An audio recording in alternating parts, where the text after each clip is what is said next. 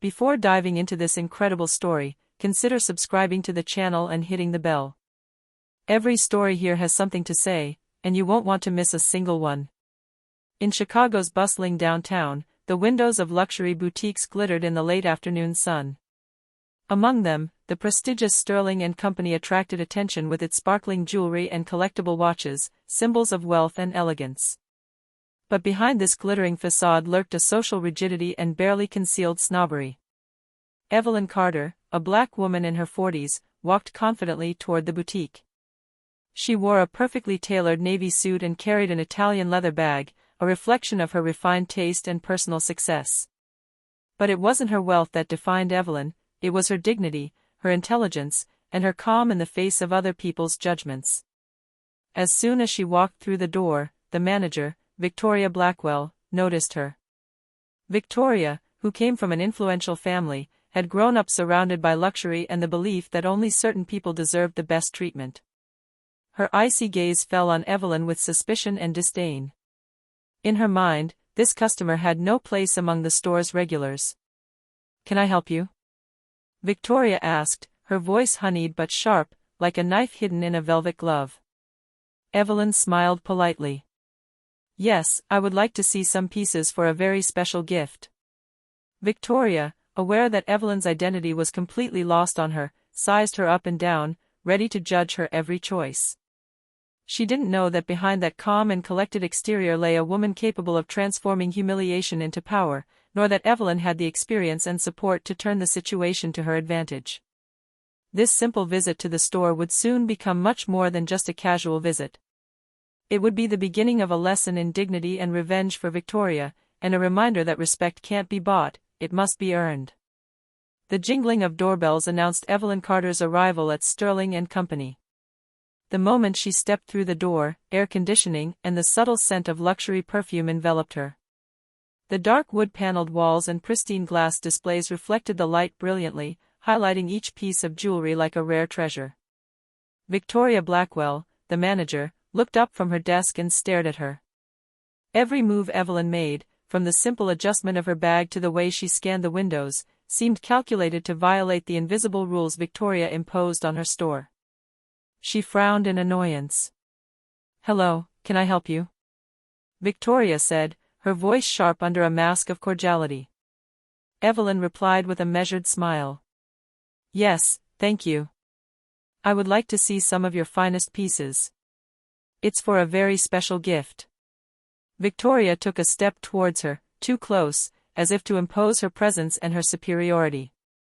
"Of course, but some rooms require a certain presentation. You understand, some things here are reserved." Evelyn sensed the racist undertone, but didn't let it show. She simply smiled politely and stared, silently challenging Victoria. Every movement was precise. She showed neither anger nor fear, only a quiet confidence that, paradoxically, further irritated the manager. Meanwhile, the few customers in the store glanced discreetly. Some were intrigued by the palpable tension, others tried to concentrate on the jewelry, uncomfortable in the face of this silent ballet of power and judgment. Evelyn walked over to a watch display, her fingers gently brushing against the polished glass.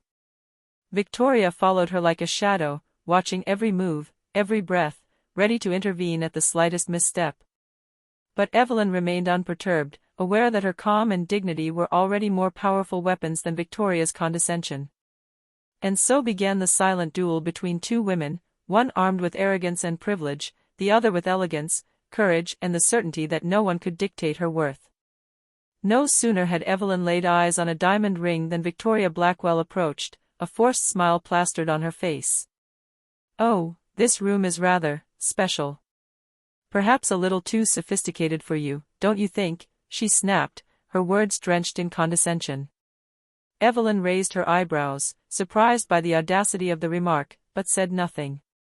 She simply replied calmly, "I'm sure this is exactly what I'm looking for."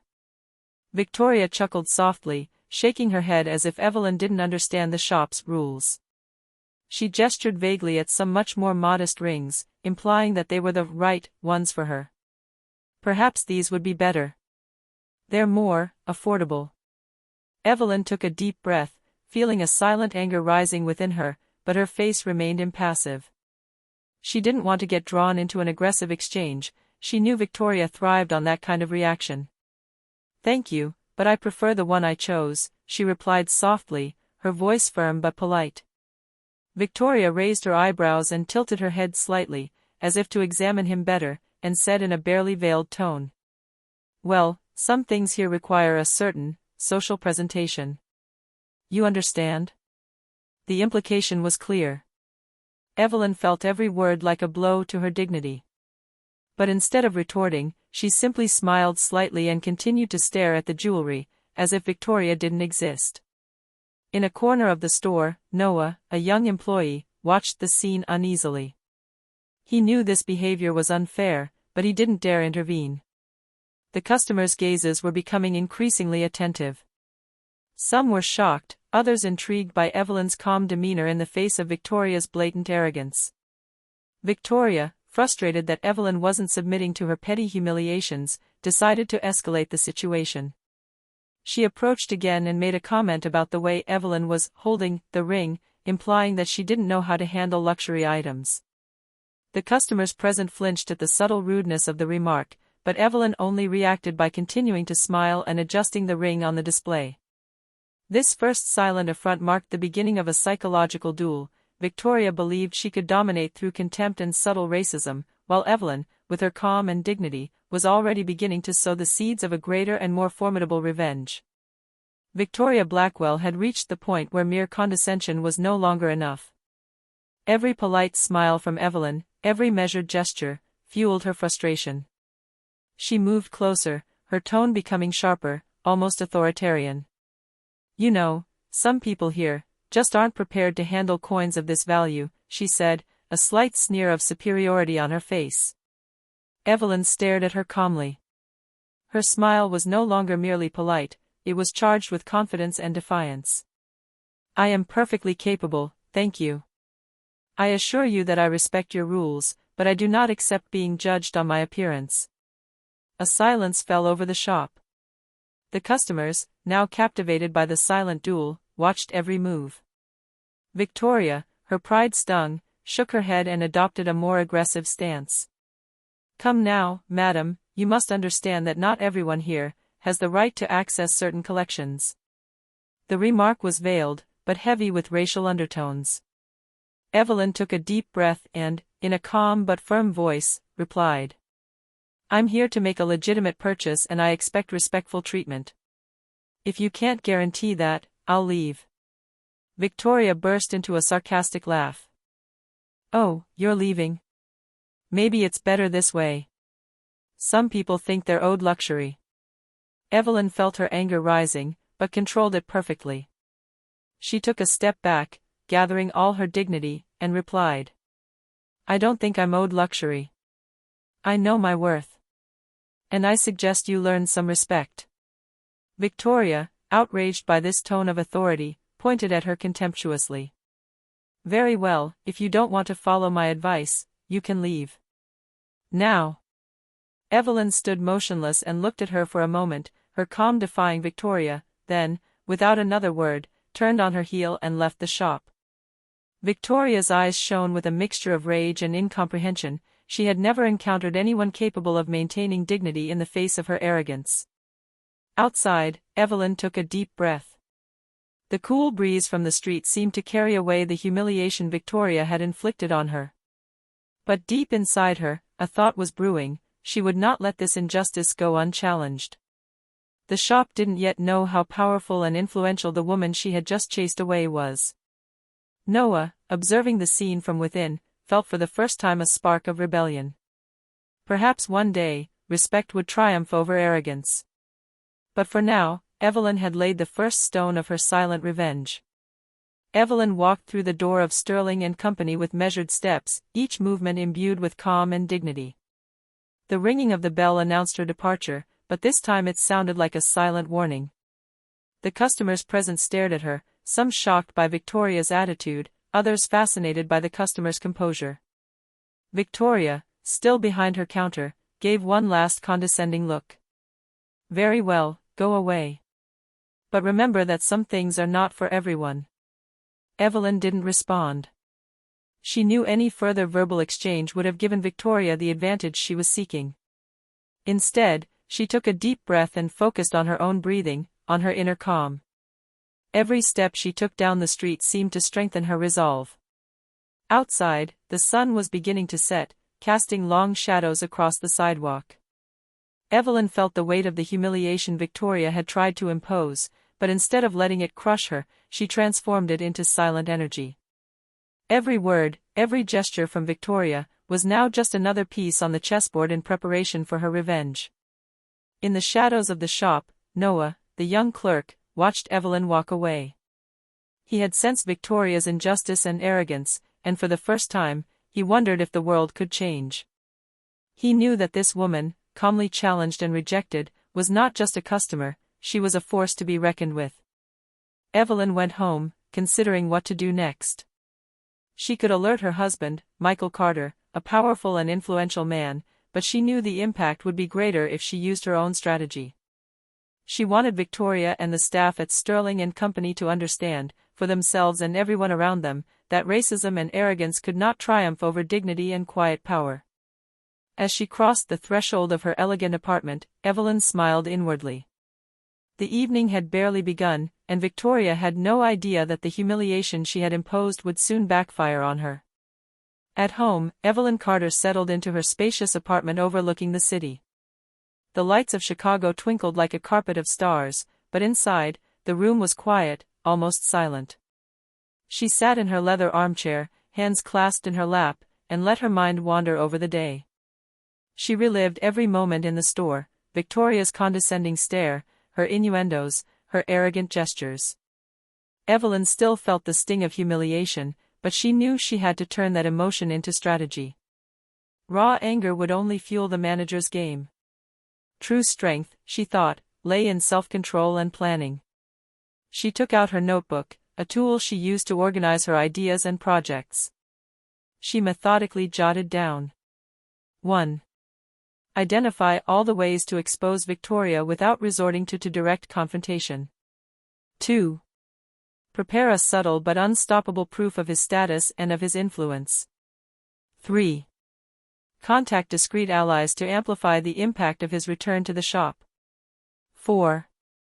Maintain calm and dignity in all circumstances, because every gesture would be scrutinized. As she wrote, Evelyn thought back to her husband, Michael. An influential and respected man in the city, he could have resolved the situation in a matter of minutes, but Evelyn wanted her revenge to be personal and subtle. She wanted to show that true power came not just from the name one bore, but from self-control and the ability to turn humiliation into victory. She also thought about Noah, the young employee who had watched the scene with unease. He could become a quiet ally, a voice bearing witness to the injustice suffered.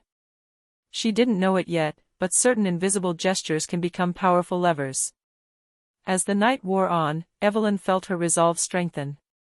Every breath, every moment of silence, allowed her to visualize the scene to come, her triumphant return to the shop, the element of surprise, and above all, the subtle but stinging lesson Victoria was about to receive. As she lay down to sleep, Evelyn found herself smiling. The day's humiliation was no longer a burden, it was the fuel for her revenge. And in the morning, everything would change. The shop, Victoria, and even the customers present would discover that beneath Evelyn Carter's calm and elegant exterior lay a strength that no amount of arrogance could intimidate. The next morning, Evelyn awoke with renewed determination. The day at Sterling and Company had been a stark reminder of the arrogance and prejudice that still existed, but she knew that every humiliation could become a weapon if used strategically. She sat down at her desk, turned on her computer, and began to draw up a detailed plan. The first step was to document the situation, photos of the store, observations of Victoria, notes on the customers and employees present. Every detail counted in building a solid case, not to attack, but to demonstrate that the injustice had been blatant and public. Next, Evelyn thought about strategic allies. She discreetly contacted local luxury and business journalists, as well as a few influential lifestyle bloggers. She didn't reveal her full identity yet, but she hinted that an influential client had been blatantly humiliated. The responses were immediate. Several journalists were eager to cover a story that was sure to attract attention. Then came the time to prepare for her return to the boutique. Evelyn knew Victoria wasn't expecting her to return, especially not in a form that would reveal her true status. She planned to arrive accompanied by photographers and media, transforming her visit into a discreet but highly effective event. Throughout the morning, Evelyn visualized the scene in her mind, her walking through the door of Sterling and Company, Victoria's surprised look, the reactions of the customers and staff, and the immediate impact of the media capturing every moment. Every detail had to be perfect. Every gesture, every word, had to convey her dignity and authority without ever descending into arrogance. Before leaving her apartment to implement the first steps of her plan, she took a moment to consider the lesson she wanted Victoria to learn. Respect is not earned by rank or arrogance, it is earned through self-control, dignity, and integrity. And today, Victoria was going to learn that lesson. With one last glance at the glittering city below, Evelyn adjusted her suit and clutched her bag. She was ready. Revenge wasn't impulsive, it was meticulously planned. And by the time Victoria finally realized who she'd humiliated, it would be too late to undo her mistakes. The street outside Sterling and Company shone in the midday sun when Evelyn Carter appeared. This time, she didn't enter like an ordinary customer, hesitant or intimidated. She walked confidently, her back straight, her gaze calm and penetrating. At her side, a discreet photographer and a videographer, commissioned to cover the story, followed her every move with professionalism. Victoria Blackwell, busy behind the counter, looked up and recognized her instantly. Her forced smile disappeared almost immediately, replaced by a mixture of surprise and panic. Evelyn was no longer the simple customer she had humiliated the day before. She was a commanding presence, orchestrated and full of confidence, a force that no amount of arrogance could overpower. "Hello, Mrs. Carter," Victoria stammered, her voice trembling despite her efforts to remain polite. Evelyn smiled slightly, a smile that didn't seek confrontation but the precision of a scalpel. "Hello, Victoria. I came back to continue our discussion." The patrons present began to whisper, intrigued by the tense atmosphere. Some recognized Evelyn as an influential figure in the city, but most were captivated by the stark contrast between her regal calm and Victoria's visible agitation. Evelyn walked over to the display she had chosen the day before and placed her hand on the ring she wanted. The cameras captured every gesture, every expression, revealing the scene with an almost theatrical realism. Victoria, paralyzed by the element of surprise and the growing feeling of loss of control, tried to regain the initiative. Mrs. Carter, I can help you, in a way." But Evelyn wasn't waiting for help. She knew that simply standing there, being seen and calmly observed, was enough to turn the tide. The customers' murmurs turned into heated discussions, some silently applauding Evelyn's courage and confidence, others expressing their disapproval of Victoria. As Evelyn walked further into the store, every step seemed orchestrated to reveal her command of the situation. She didn't need to raise her voice or appear aggressive, her aura of confidence was enough to put Victoria on the defensive. This triumphant return was not just a show of strength, it was the first step in a subtle but relentless lesson. Victoria would come to understand that respect must be earned, and that arrogance and racism were no weapon against the dignity and absolute calm of a determined woman. The murmur of customers turned into a tense silence as Evelyn Carter stopped in the center of the shop. Her gaze fell directly on Victoria Blackwell, whose forced smile had now disappeared, replaced by palpable panic. Evelyn took a deep breath, then spoke in a calm but firm voice. "Victoria, I think you don't really know who you're dealing with." The customers turned, intrigued. Some had recognized Evelyn as an influential figure in the city, but no one expected her to reveal what was to come. Evelyn discreetly took out her business card and placed it on the counter. "I'm Evelyn Carter, wife of Michael Carter, CEO of Carter Enterprises, and I run several companies here in town. The woman you humiliated yesterday is far from just a customer." The silence became palpable. The cameras and phones of the journalists present captured every reaction. Victoria instinctively recoiled, her throat tight. Her arrogance and condescension, which had fueled her the day before, had transformed into a feeling of utter helplessness. You are. Victoria stammered, unable to finish her sentence. Evelyn didn't raise her voice, she didn't shout, she didn't try to openly humiliate. Every word, every gesture, was measured to demonstrate her dignity and natural authority. Yes, Victoria. Yesterday, you judged me, you humiliated me, and you thought I was inferior. Today, I came back to show you that you don't underestimate someone simply because of their skin color or their appearance. The customers present began to whisper among themselves, some expressing their silent support for Evelyn. Reporters snapped photos, capturing Victoria's stunned expression, as she felt she had no way out of regaining control of the situation. Evelyn turned to the cameras, her smile calm and confident. Every glance she received reinforced the message: respect isn't something you ask for, it's something you earn. And Victoria had just learned that lesson in the most public way possible. I'm ready to buy whatever I want, Evelyn concluded, placing her final choice on the counter. But I wanted everyone to know what happened yesterday. At that moment, the entire store seemed to stand still. Victoria, unable to react, finally understood the full extent of her arrogance. Evelyn, on the other hand, remained a picture of silent control and power, proving that true revenge required neither anger nor shouting, but only dignity, strategy, and presence. Victoria Blackwell stood frozen behind her counter, unable to find the words. Her arrogance, which had led her to humiliate Evelyn the day before, had crumbled under the weight of the public revelation. The customers and journalists present no longer had any doubt: the woman she had treated with contempt was a powerful and respected figure in the city. Victoria's phone buzzed incessantly. Anonymous calls, messages from colleagues, and even social media alerts revealed the magnitude of the situation. Hashtags and comments were already circulating: hashtag respect Evelyn Carter, hashtag Sterling fail, hashtag dignity over prejudice. Each notification was a stark reminder that her behavior had tangible consequences. The customers present, inspired by Evelyn's courage and calm, began to applaud softly, some murmuring compliments for the woman they had almost underestimated. Victoria, ashamed and flushed with anger and embarrassment, could only listen and remain silent. Evelyn, still calm, addressed Victoria one last time. I accept your apology, Victoria. But know this: arrogance and racism have no place in a professional environment. Respect cannot be commanded, it must be earned. Victoria stammered something unintelligible, unable to respond properly. Her employees, silent but attentive witnesses to the incident, now looked at their manager with a mixture of fear and respect for Evelyn. Noah, the young employee, felt a thrill of relief and admiration for the woman who had just transformed humiliation into a masterclass. In the days that followed, the store was inundated with a wave of negative comments and criticism on social media.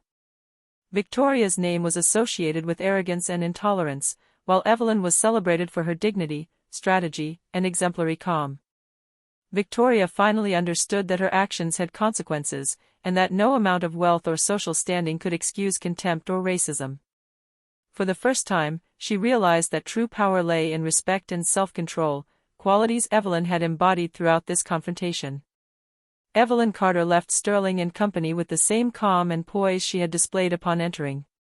Every step was measured, every gesture exuding dignity.